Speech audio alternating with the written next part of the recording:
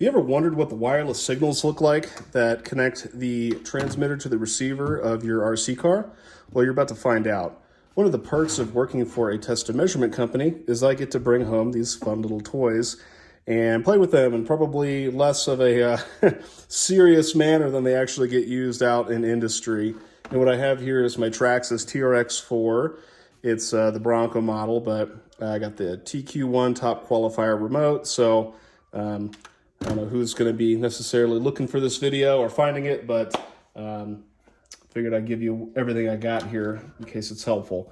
We got an XL5HV3S receiver, and yeah, what we have here, if you're not familiar, is a Keysight FieldFox handheld spectrum analyzer, and it has a mode called a real-time spectrum analyzer. So let me go ahead and dial in here on the screen a little bit so you can kind of see what's going on.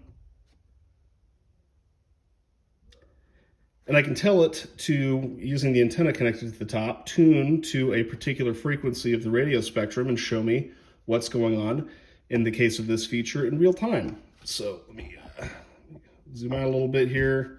There's a mode key. I'm going to click mode, real-time SA.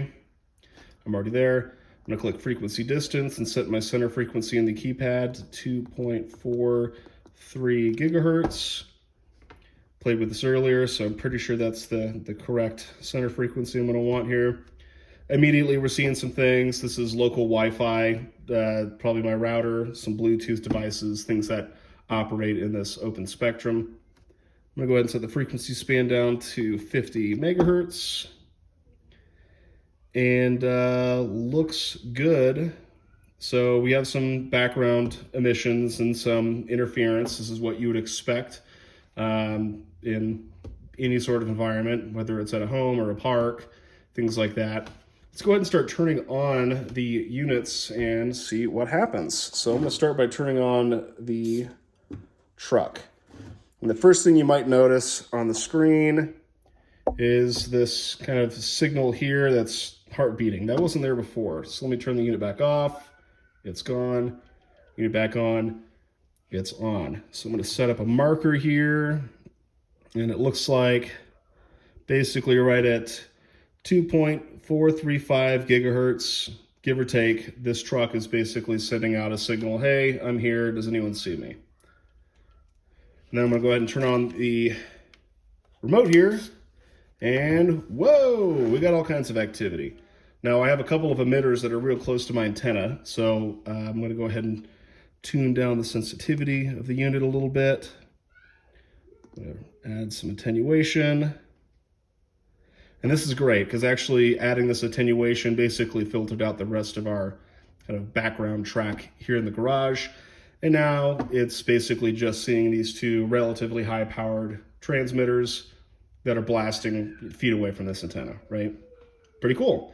And we're seeing this spike that's bouncing all over the place like crazy. So what's maybe a better way to visualize this? Well, in our unit here, we have something called a spectrogram. You can imagine it kind of like a heart rate monitor, or maybe like one of those needle-based seismographs or things you'd use to track an earthquake. It's kind of just like a strip chart. Now we have to do some tuning here to make this useful. So first thing I'm going to do is set up our thresholds of what should or shouldn't be colored. And it looks like I'm not really interested in anything until it hits maybe negative 40 dB. So I'm going to go ahead and go to measurement setup, blue limit. I'll just spin the wheel here to get it to kind of negative 40-ish. Red limit, I'll go a little bit higher so we get kind of a cool color spread there. Now we can kind of see what's going on, right? It's kind of like we're playing a really fast game of Dance Dance Revolution or Guitar Hero. Let's change the speed of the sweep a bit. The sweep menu, let's, instead of 100 milliseconds per division, let's do 500 milliseconds per division.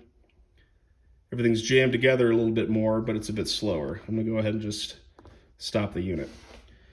So what are we looking at here? Well, this is frequency hop spread spectrum. So pardon my little gibberish there, but frequency hopping frequency hopping spread spectrum, third time's the charm. Now, this is a technique used for a variety of reasons. One might be cybersecurity or security concerns. So instead of transmitting on a single channel. I am moving my channel around to a number of different frequencies very quickly in a pattern that is only known to me, so that whoever's looking for my signal will basically, the outsiders listening in, it's going to be very difficult for them to track this without knowing the pattern. But again, with a tool like this, you can kind of suss the pattern out. So why do RC cars use it? Well, it's for preventing interference. So if I have 5 of these Traxxases all rock crawling at Palmer Park in the same area, well, they're all using similar remotes and similar technologies at similar frequencies. How do you prevent them from stepping on each other or interfering? Well, each time a remote and a receiver bind, they communicate this unique pattern to each other and then can basically follow each other around. The receiver is constantly changing the frequency it's sending signals on. The receiver knows how to change in time with the transmitter to be able to look for those signals when they come. And that way, if there's other trucks, they're using a different pattern. And even in the case, like let's say there are cases where 2 trucks are transmitting on the same exact frequency at the same time, well, who cares? They'll pick it up and be fine on the next one. So a couple things to note here as far as what we're looking at on the screen. The yellow trace is the frequency spectrum, and left to right, the x-axis is frequency. We're centered at 2.43 gigahertz, plus or minus a total span of 50 megahertz. So minus 0.25 gigahertz plus 0.25 gigahertz. This is power. So the spikes are where we're seeing actual strong signal activity. And again, this strip chart in the background is kind of like a time-stamped log of what was detected. If I stop it again, I can go to my markers, and we also have, I believe, time markers. Beautiful. And I'm going to go ahead and turn on, and yeah, we can kind of scroll around here and look at a history of what was seen, which is pretty cool. And it looks like, okay, that's 470, 485.4, 558. Trying to suss out basically what is the time between hops. So one way we can do that is to change our sweep times. Instead of 500 milliseconds per division, looks like we're getting at least a handful of them. So let's multiply that by 10. Let's go 50. Let this run for a second. It's going to be way too fast for us to see, but we can stop it. And we can kind of count here using our time markers.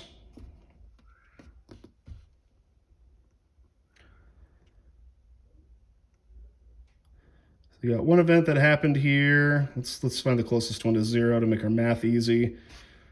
2.9 milliseconds. And the next one occurred at 17.64. So what is it, every 14 milliseconds or so, it's hopping between channel to channel. Very cool. So there you go. In case you didn't know, now you know. Subscribe if you like this. I don't know how frequently I'll be uploading, but when I do, it'll probably feature cool test equipment tools from Keysight or cool things that are in my garage that somehow relate to test and measurement. Take care.